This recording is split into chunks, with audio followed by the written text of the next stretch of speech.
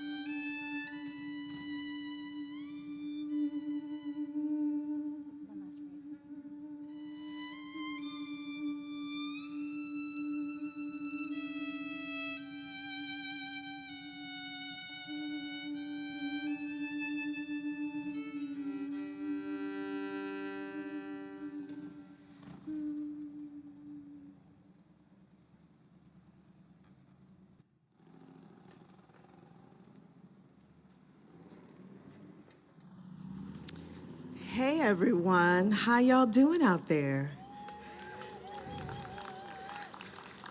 That sounds kind of like you're excited to be out and about.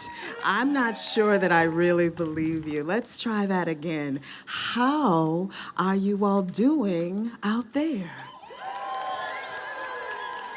That sounds like excitement.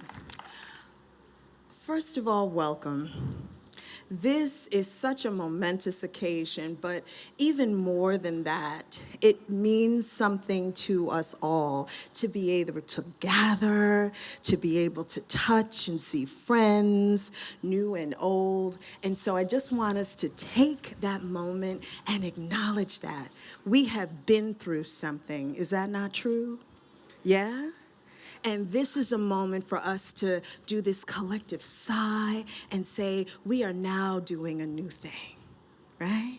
And we are indeed doing a new thing with this world premiere of Traces. And so before I introduce myself, I want to say who I am. I am the daughter of Grace and Stanley Brown, who grew up in this community. I am the granddaughter of Grace, Gladys, Stanley, Isaac, who else? Eugene, George, Helena. And they all represent me. And I am the embodiment of these people who lived, worked, and died in this community. And so it means something to be here to welcome you here. My name is April Brown. I am a Community MusicWorks board member, and I'm so honored to be here.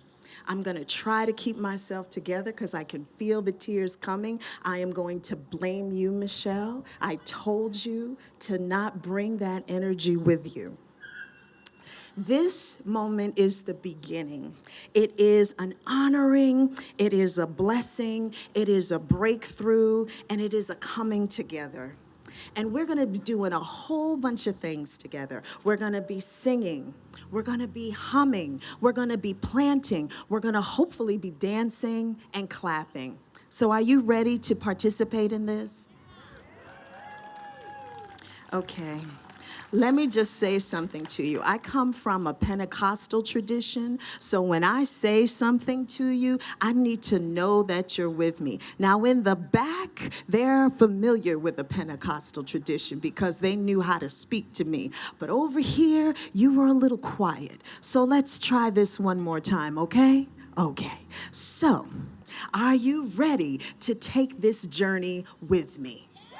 Oh. That's what I need. I need to have a responsive audience. So, without further ado, I want to introduce to you the Eastern Medicine Singers, and the medicine that they're going to bring is going to invoke so many things for you. So what I want you to do is take that journey with them, all right? All right. Thank you.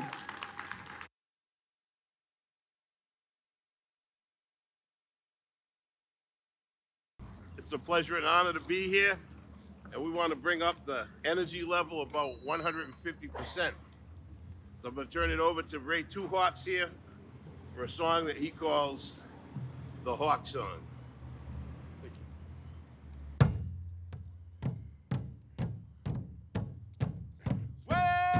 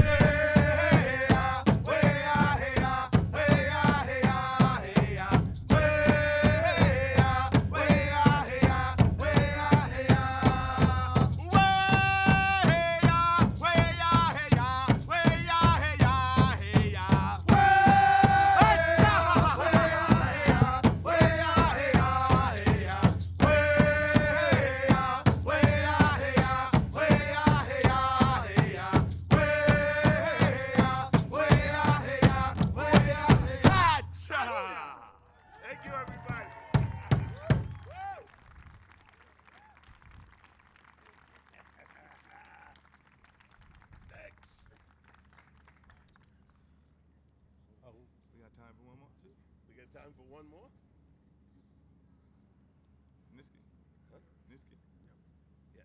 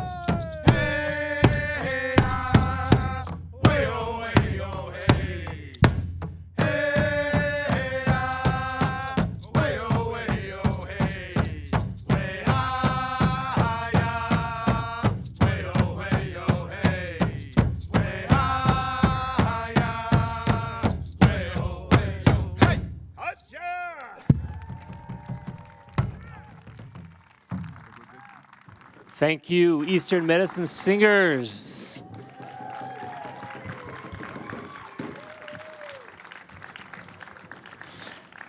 And welcome, everybody. I'm Sebastian Ruth from Community MusicWorks.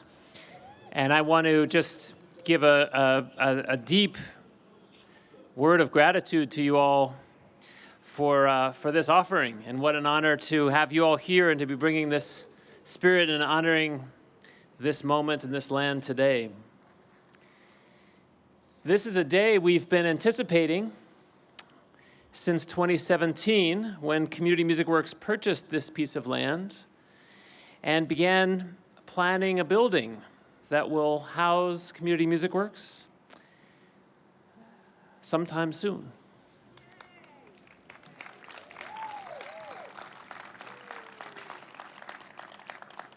When we had that opportunity to purchase this piece of land, we began asking the question of what does it mean to own land in this country? On whose land are we standing? How do we honor the native land and all the people who have called this place home before we will?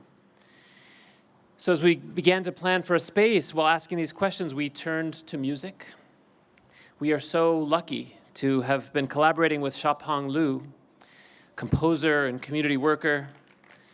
Yeah.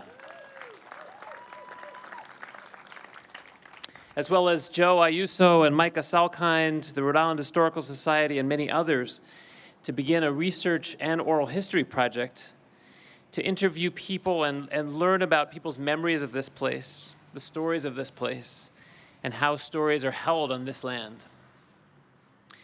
Today's performance of Shaw Pong's new piece grows out of not only planning for this future space, but deep work in our organization over the last 5 years or so to reflect on who we are in this community, how we are contributing to the community's well-being, and in what ways we have fallen short. This project grows out of a reflection on how we can move forward with bold plans and with humility, honoring the past and this place. And I would share a personal reflection as I stand on this corner, 25 years after we began the project of Community MusicWorks. Dexter Street here continues, as you know, to the West End Community Center, where Ken Good and Deb Wyatt and many others welcomed us into their space in a deep and beautiful partnership in 1997 that would eventually launch CMW as an organization imbued with their values, deep love and respect for children, a clear vision that everyone should have opportunities to always imagine more possibilities in their lives, or as Deb would say, to become citizens of the world. My colleagues and I have memories of these places, and today's event, hopefully, creates new memories for all of us, of this place, memories of gathering, memories of music, memories of learning as we look to the future and what will be seated here. I want to express gratitude to so many people who have put so much energy into this project. We've had financial support from the MAP Commissioning Fund, the National Commissioning Fund, the Rhode Island Council for the Humanities, the Rhode Island Foundation's Community Grants Program, the Lewis Prize for Music, New Music USA, and the Residential Properties Company. And you've heard that Joe Ayuso, Micah Salkind, Shaw Pong Liu, CMW then students Dalia Flores and Miriam Diallo all conducted oral history interviews. Many current students have also interviewed family members, as you'll see in the performance today.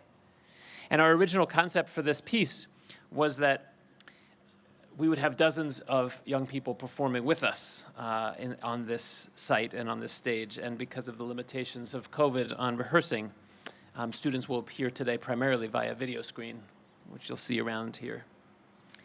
But I want to thank all of the teachers and parents and students for a lot of work preparing the students' participation for today. Yeah.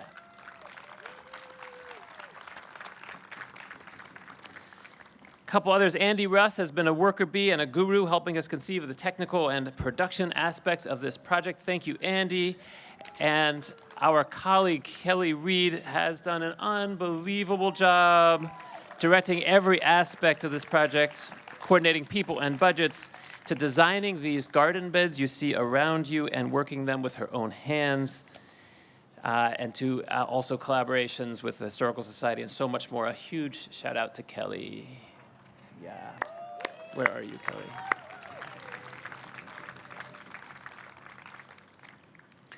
This project will live on. As Joe said early on in this project, the traces begins but doesn't end. So the process of hearing stories, learning about the history of this place is one that will continue once there is a building here. And this summer, please continue to look for ways to share your story with a story portal on our website and much more. So I will next introduce Shaw Pong Liu, the composer of this project. You can read her full bio in your program, but let me just say quickly that Shaw Pong's first involvement with CMW was more than 15 years ago, when she led students in an animal-themed youth salon at the Black Box at the Met School.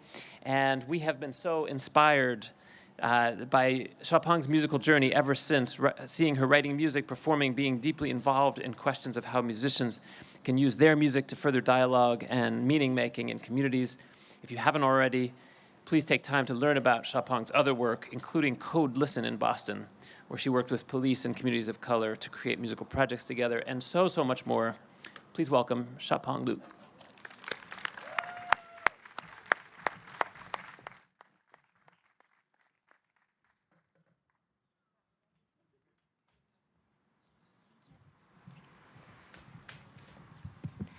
Good afternoon, everyone. This is amazing to be here with you all, probably more than 3 years after the seed was first planted for this idea. I'm so honored to have met so many of you over the course of the last several years and to get to know many people in this neighborhood and in this community. As a musician who lives in Boston, I felt very humbled to be asked to begin to understand some of the experiences of folks who are from Providence and from these neighborhoods. And I will say that I felt inadequate to the job over and over again of wanting desperately to represent as many voices as possible in a piece of music, and then realizing the impossibility of that task. So I just thank you all for being here, coming together, and hopefully listening to some of the voices that I was fortunate to connect with during this project, and to continue to listen to one another, because your stories and your histories and your family's experiences really matter. And the more that we can connect and build relationships across these different experiences, the stronger community we can all be.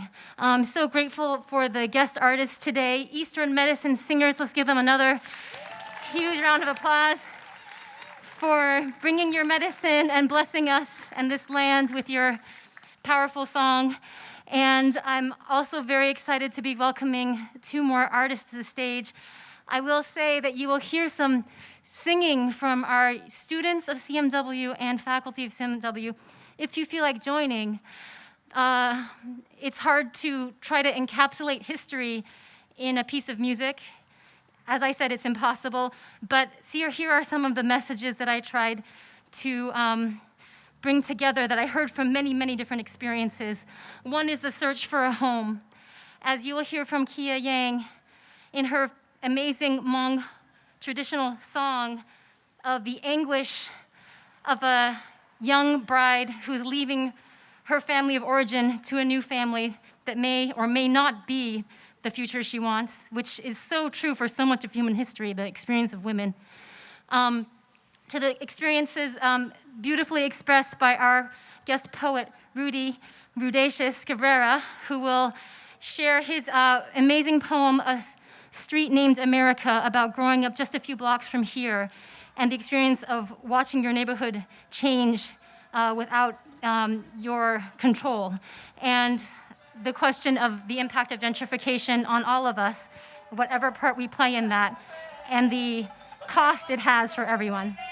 But I did want to just leave you with a little bit of music. You will hear a few phrases at the end of the piece, traces that I composed for these amazing musicians. One is the question, how do we repair? How do we repair? You will also hear an attempt to recognize the painful history of this land that persists to this day, in people being brought here by force, people having their land taken away from them by force, in the line, stolen women, stolen men, stolen children on stolen land. And you will also hear the most universal thing I could find in all these disparate and connected and intersecting human journeys of the search for home. Searching for a home, somewhere we belong. And if you feel moved to join with us in any of these parts at the end, we would love to have your voices with us. And thank you all so much again for this time together. Thank you. Please welcome Rudy Rudacious to the stage.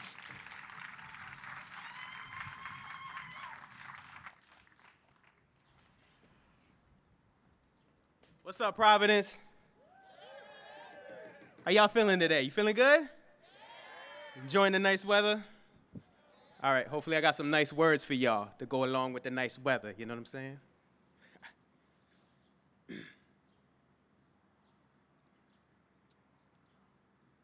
The year was 1994. Before my parents became landlords, I remember visiting the house that they now own. It was the second in a row of 4 abandoned homes. The street was called America, but it looked like the Great Depression, like a ghost town staring its own reflection in the mirror. Each building wore the same outfit of boarded up doors with looted interior of dusty, dark rubble. Shattered glass made every window frame a broken tooth smile.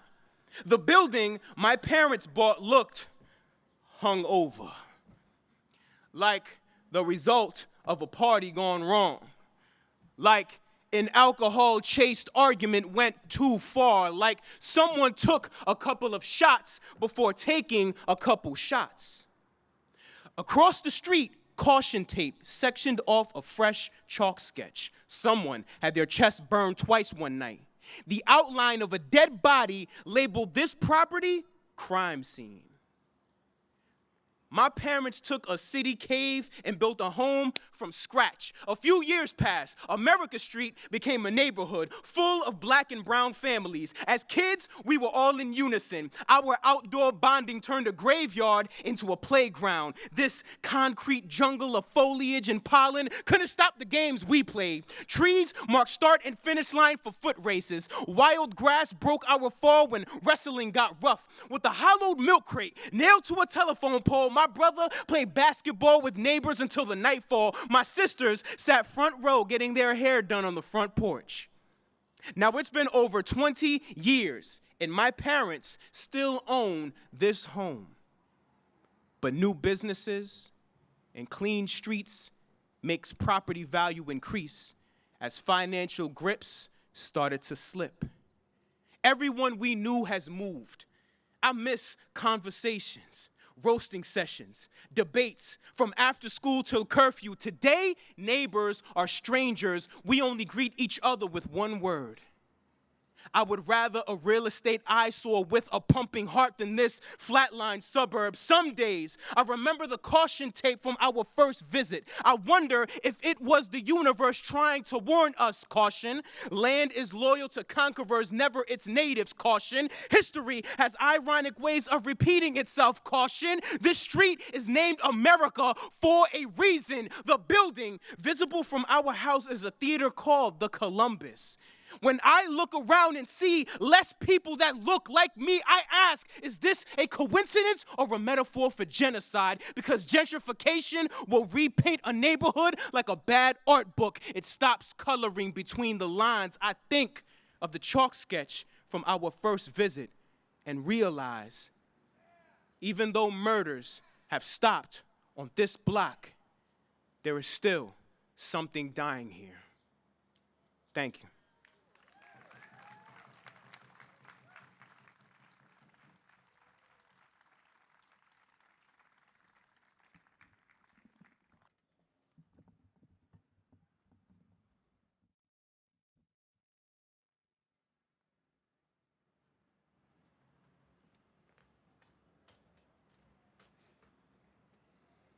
Thank you, God, for the beautiful day today.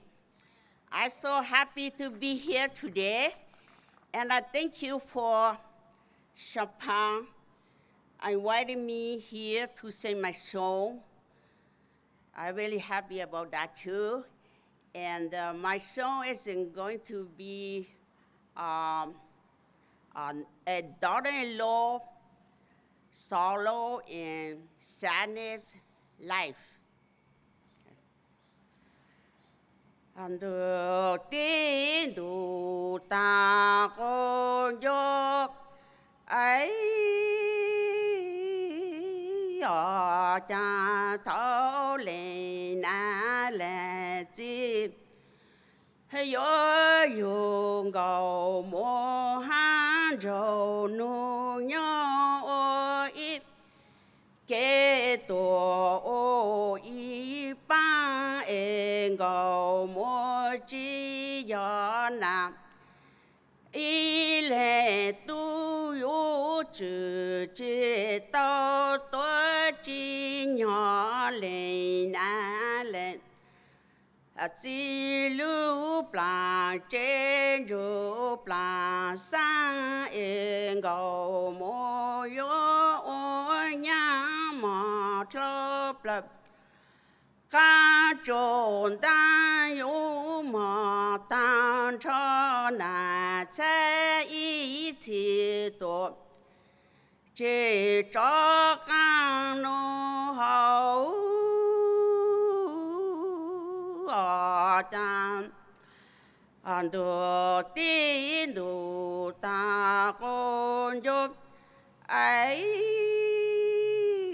ở cha lên á lệ chỉ yu yu cầu muốn han râu nu nhớ ô y ba tổ ô y kê lo cầu muốn chỉ do na y lệ tu yu chữ chế tao tôi chỉ nhỏ lên na lệ chế lô plan san rô plan chế ngầu mô yo ô nhà mò thấp lập ca trồn đê yo mò tan cho na chế ý chỉ tổ chế cho lô chế nô hậu anh được tin đủ ta có yo ấy ở trang cầu mô yo ô nhà tổ tan cha yong mong nhớ lô và lô chế yu ôi lô bù lô xếp gió mong hà lô ô sai lô tùa sang đây lọ gió trầu lô hà tổ lô chế nô hậu ở cha anh được tin đủ ta con giúp ấy ở cha cầu mô ôi nhà tổ tan chấp yếm hằng nhớ lô tròn lô tà yếm ôi lô bù lô bạc yếm hằng hạ lô rong tổ lô mà lọt yếm trầu lô hạ tổ lô nhớ chê yếm tu làng xây sâu xích tuần chỉ cả ô lũ này chỉ rong chết gió tu sa tàn cho nam mong y ta nô hậu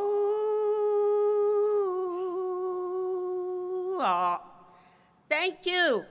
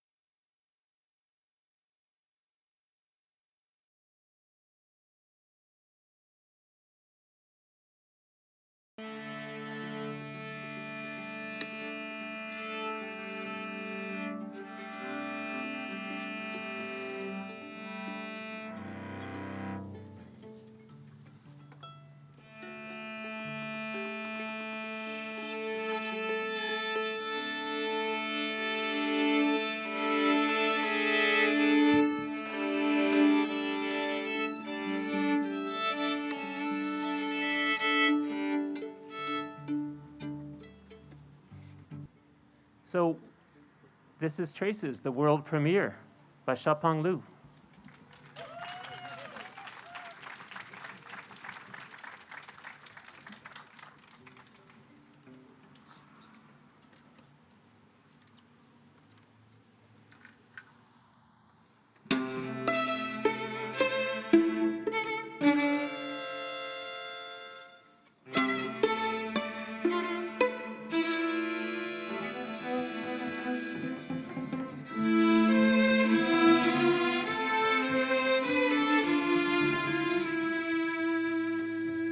When I went to school, the people were Italian, they were French, they were Jewish, but I was a Negro. So where was that country?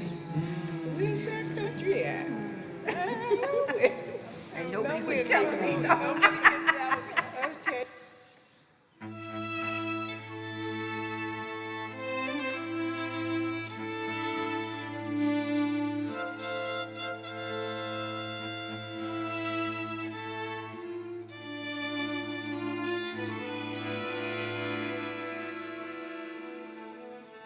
Leading up to the King Philip's War, only 10% of Rhode Island's population was European.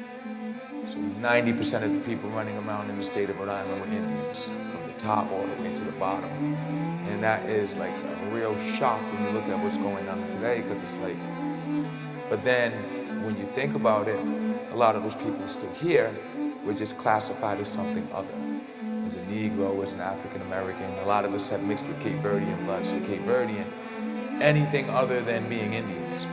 And then when you start to have conversations with people about why they're not embracing their Indian heritage, you come up with things like, oh, well, you're just saying you're Indian because you don't want to be black. And you're just saying, you know, it has nothing to do with that. It has everything to do with the fact that we're in Indian territory. So why would I not, regardless of what else I'm mixed with, if I'm here in these lands where my people have been for thousands of years, then wouldn't that be the first thing that I would associate with, and then acknowledge the other things as admixtures into who I am here?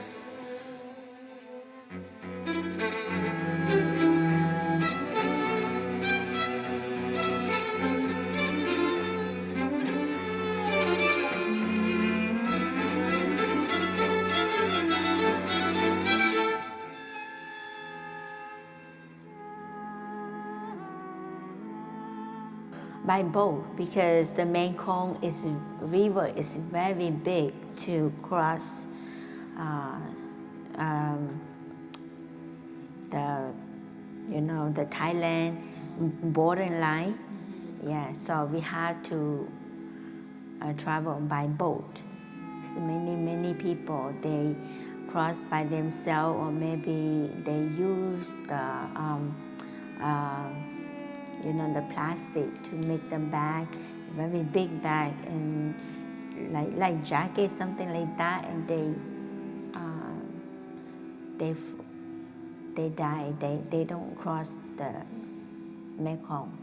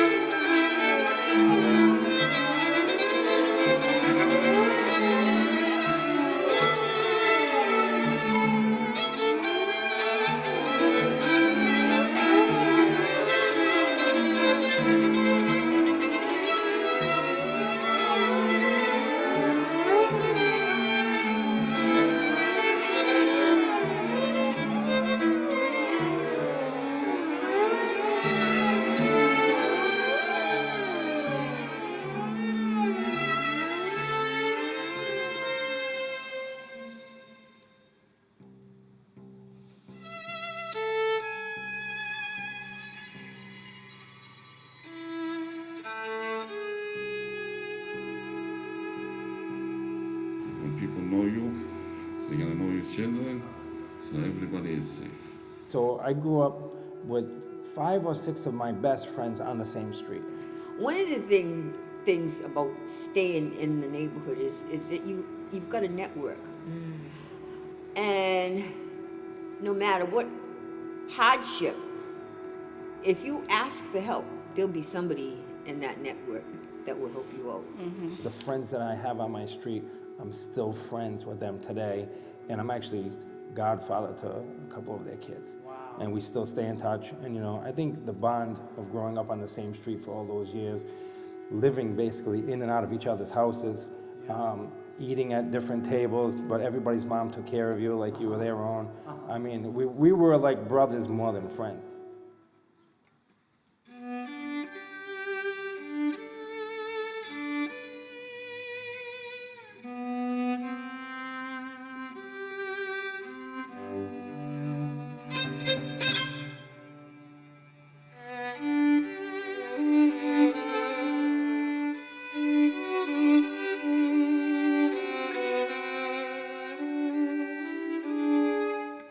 Across my street, as a Cambodia people, but they had a lot of teenagers there, and they had a lot of fighting.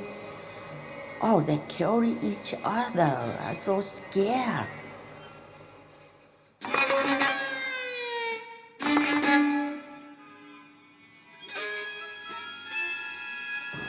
But one day, and my aunt told me, this guy came to my house.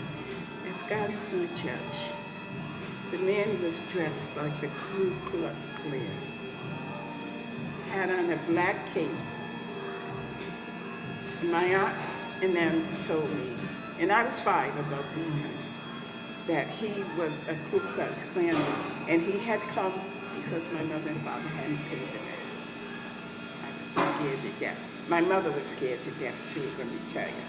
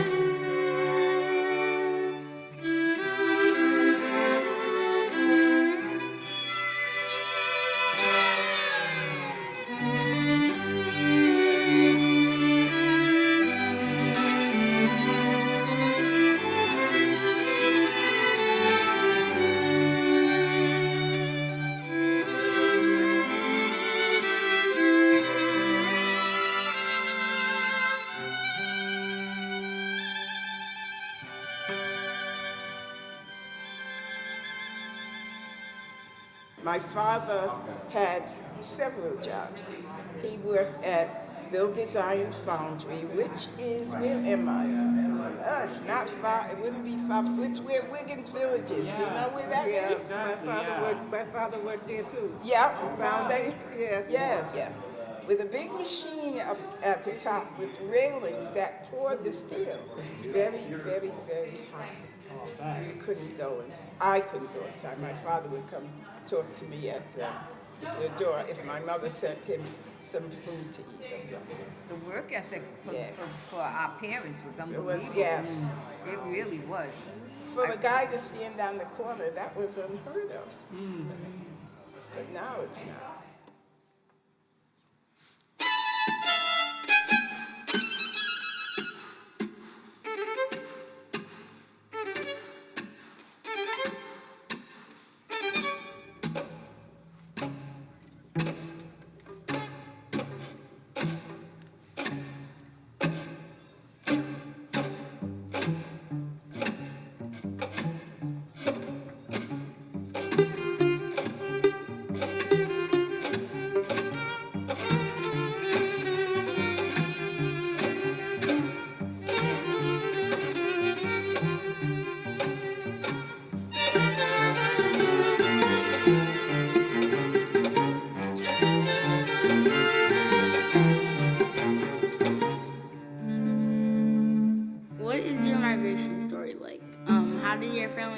to the U.S.?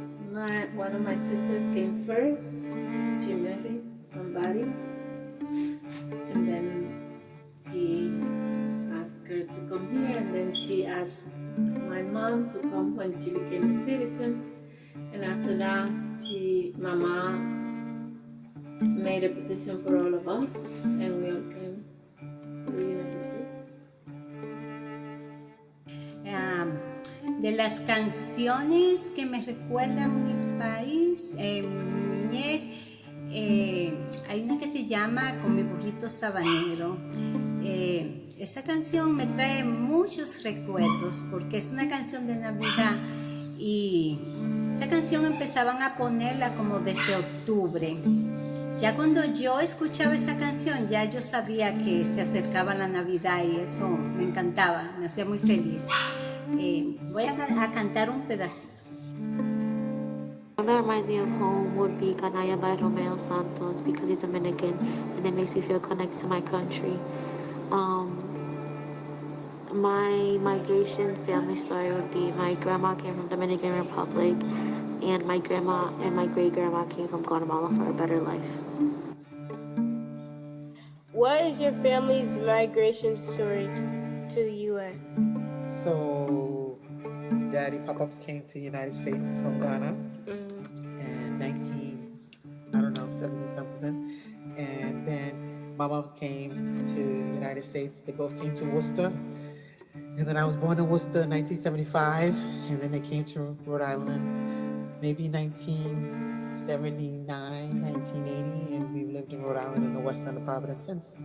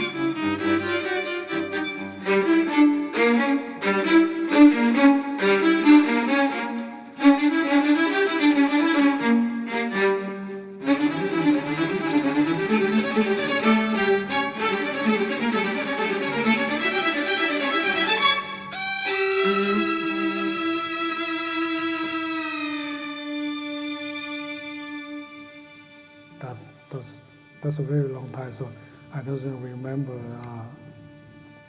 I still remember the note, but the word, yeah, I cannot say.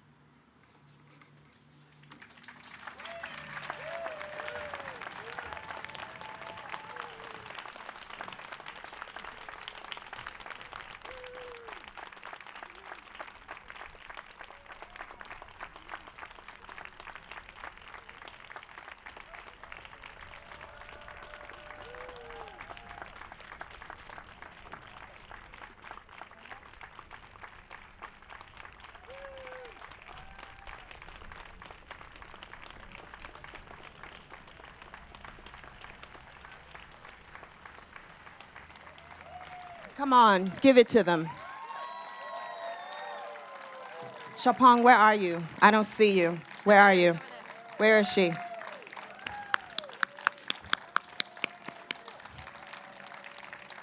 Oh my gosh. Haven't you been transformed? Wasn't it beautiful? I was crying in the corner, just a mess.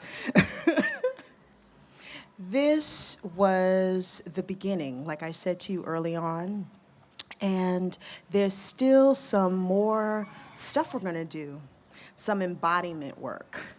We are going to do some planting of seeds, and the hope is that these beautiful sunflowers emerge to remember this now moment.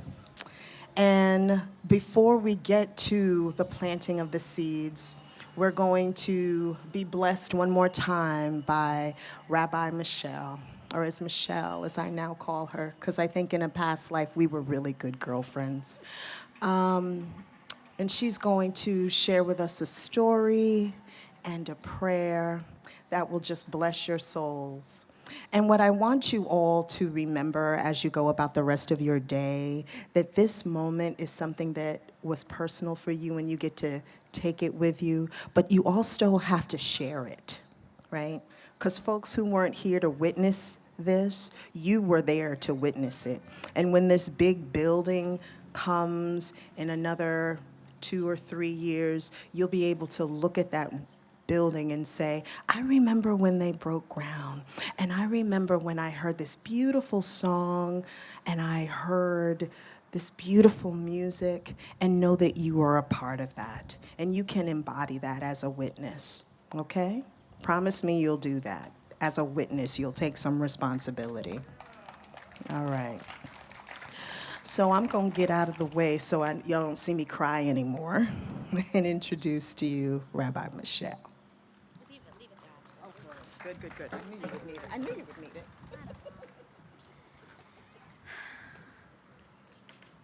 It's a lot to follow.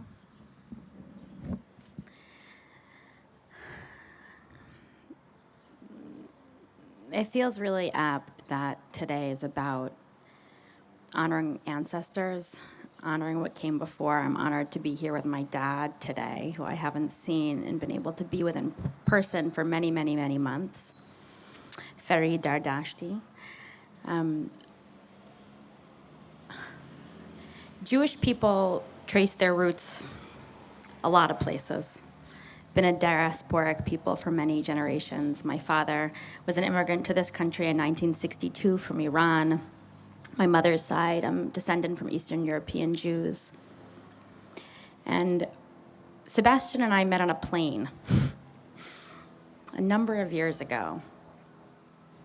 And when I got an email from him just last week saying, any chance? And then I had a call with April and Sebastian just this week. I said, I feel like I'm parachuting into something that's well underway. Like, I can just, you want me to give a closing blessing? And April said to me, you're not parachuting in. Because as we heard Joyce's voice actually today say, there were a lot of Jews in this area. A lot of Jews that she grew up with. So when they told me that they wanted to close with planting, I told them that the first story that came to mind was a story of a first century sage in the land of Israel named Choni HaMe'agel. And the story is told in the Gemara, which is commentary on the Mishnah, which is commentary on the Torah. The story is told of Choni. And the story goes that Choni was walking along, and he came across a man planting a tree, a carob tree. And he said to him, how long does it take for this tree to bear fruit? The man said, 70 years. Choni said, do you imagine that you're going to be alive when this tree bears fruit? The man said, I came into this world and there were fully grown carob trees. As my ancestors planted for me, so I will plant for future generations. Now, we've heard today from the opening poem. We've heard today through stories, throughout traces. We've heard today what makes it obvious why this story would fit. This idea that there's something someplace that's prepared for you, and then you're able to step into it. But there was somebody who labored. There were people, there were communities that existed that make what you find possible. But as if that wasn't enough, I called Sebastian yesterday as I'm thinking about this prayer, and he says to me, and I said, can you tell me a little bit more about this planting? Like, what's going on exactly? He said, because I just needed a little more. And he said, well, there's going to be a circle, and we're going to plant sunflower seeds around the perimeter. And inside will be the Eastern medicine singers playing music for us. Wow. Yes. And I said, whoa. Because I told you this guy's name was Choni HaMe'agel, right? So Me'agel means circle maker. I didn't tell you this part. So the story goes that the reason he got this name, Choni HaMe'agel, Choni the circle maker, is that at one point there was a drought. There wasn't rain. In the land of Israel, rain only falls in the winter, and it was well into the winter, and there had been no rain. And Choni took his foot and drew a circle in the dirt. And he stood inside the circle, and he said, God, I'm not going to move from here until it rains. So it started to drizzle. Choni said, come on, God. I'm not going to move from here until it really rains. So then it started to pour. And then Choni said, God, a calm rain, please. Now, Choni was almost excommunicated for this. But somebody went and spoke on his behalf and said, Choni has a special relationship with God. You don't understand. Choni's allowed to speak this way to God.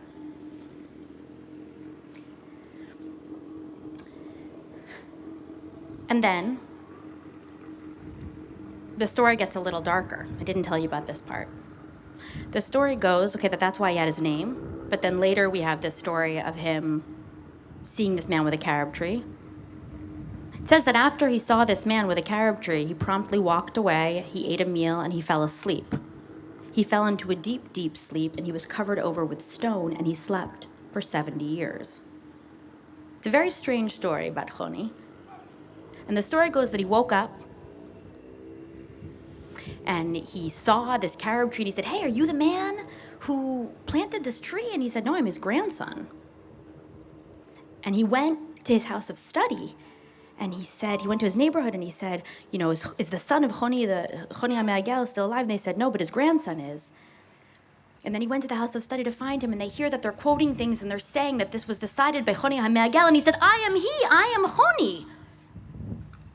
And they didn't believe him. And he dies.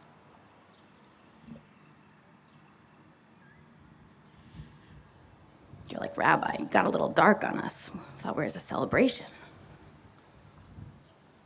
But I think that as this piece and everything that we've heard today is raising up, this is a celebration amidst sorrow, amidst grief, amidst mourning for what is lost, amidst mourning for memories, for recognition that has been lost.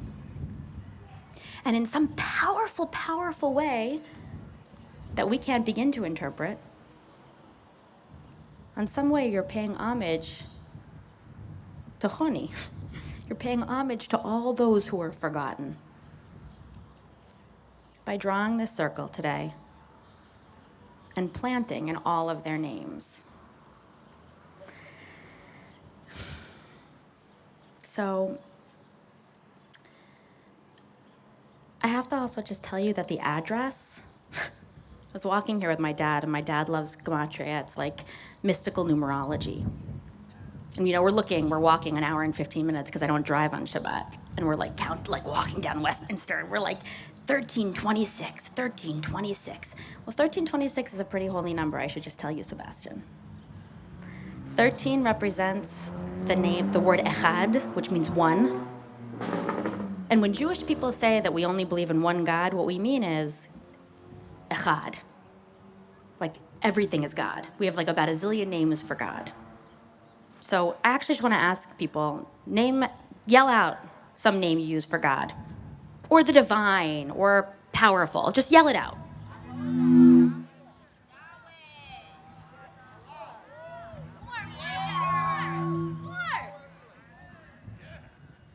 I heard Hashem, I heard Yahweh, I heard Adonai, Jehovah, amazing. All God. Echad. That's 13. And 26, my friend. 26 is actually the numerology for the name Yahweh, Yud He Vav He. That's the numerology, 26. So, I'm about to say a blessing. I'm very careful. I'm not about to bless you. Because blessings only come from that name that we all just said.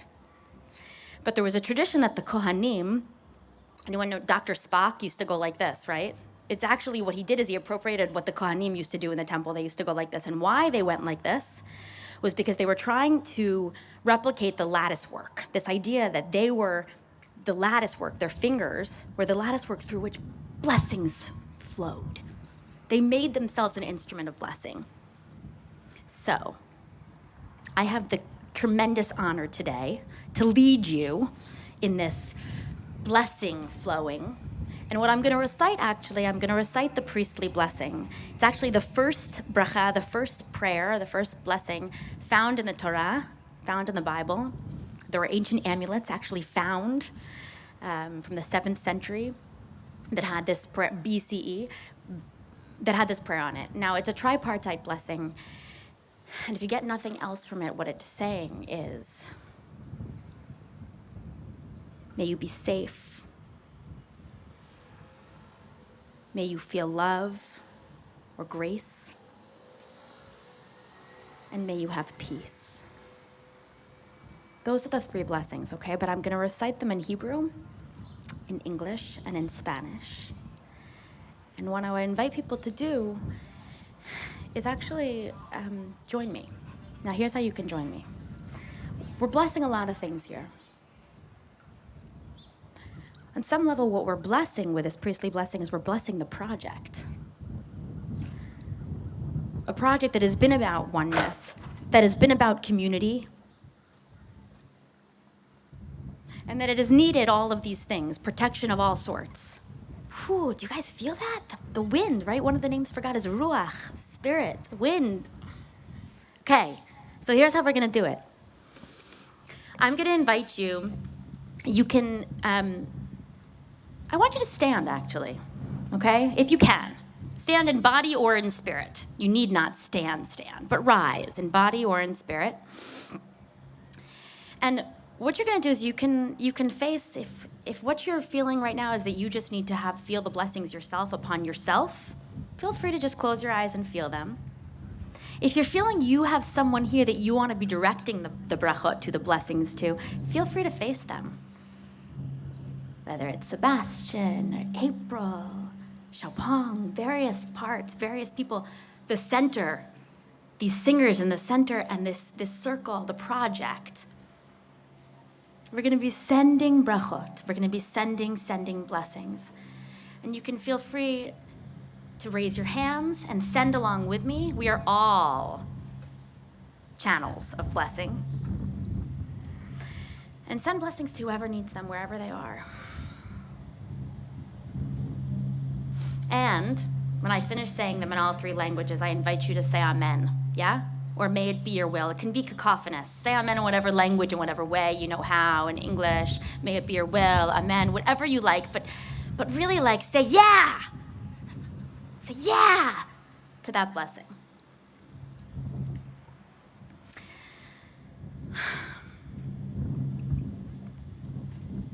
And after this blessing, you're gonna start walking where? Because we're just gonna go. You're gonna walk to the center and get your seeds. Yivarechecha Adonai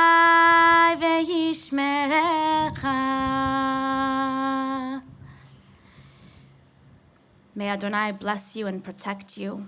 Dios te bendiga y te guarde.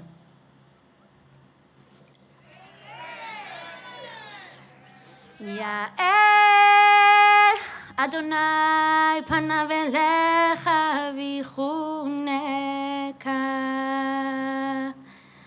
May divine light shine upon you and grant you grace. Dios te ilumine con su presencia y te gracie.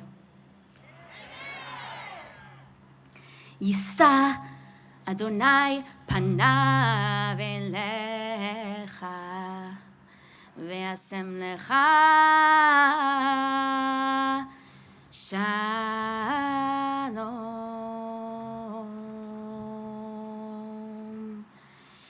May God's countenance be lifted toward you and grant you peace. Dios se torne hacia ti y te conceda la paz.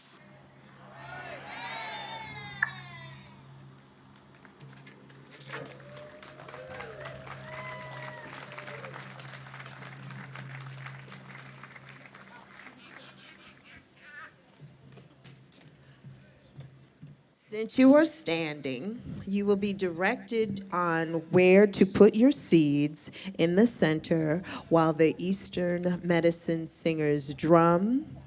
And after that, you are dismissed. However, if you want to gather, there are some lovely images of this side of town and talk amongst yourselves. Thank you for coming.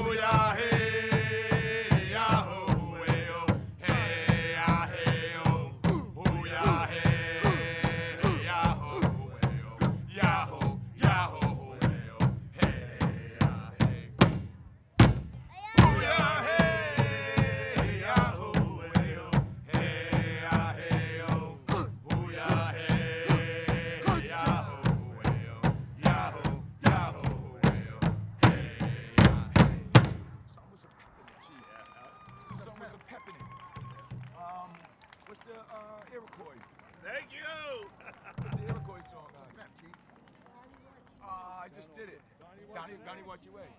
No, it's Go ahead.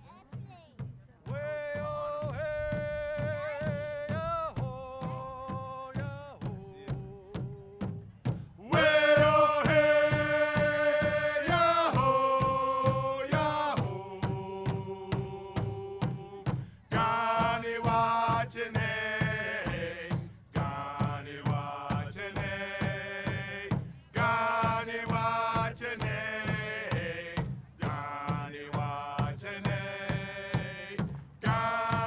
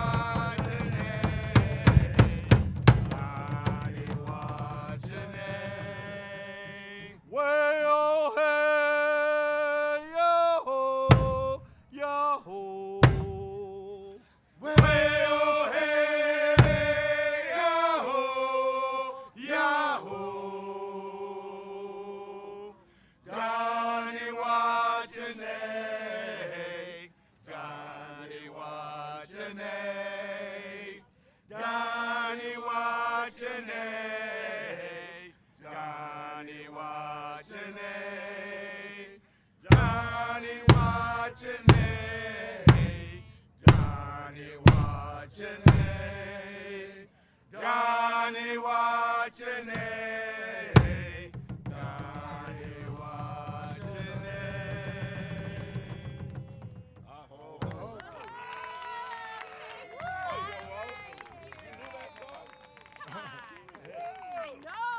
Well, we got you. I didn't know it, but I knew it. You got it, right?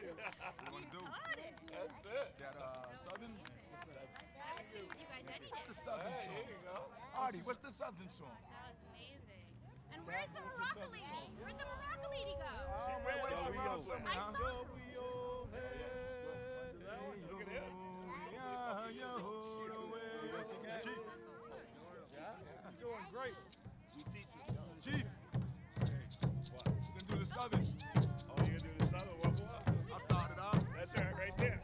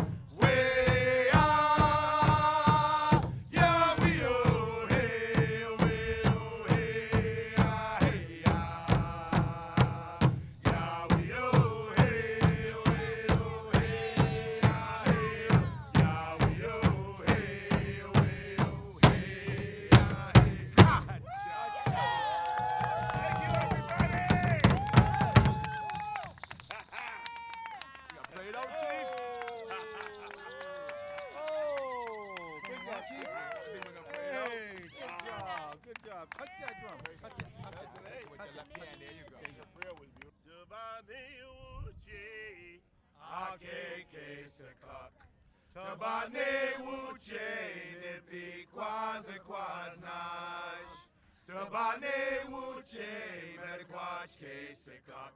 Tatane tabane, katane tabane. Hey, hey, hey, aho. Thank you for the earth and sky. Thank you for the water and the rocks. Thank you for the trees and just for today. Great Spirit, I thank you. Great Spirit, I thank you. Hey, hey.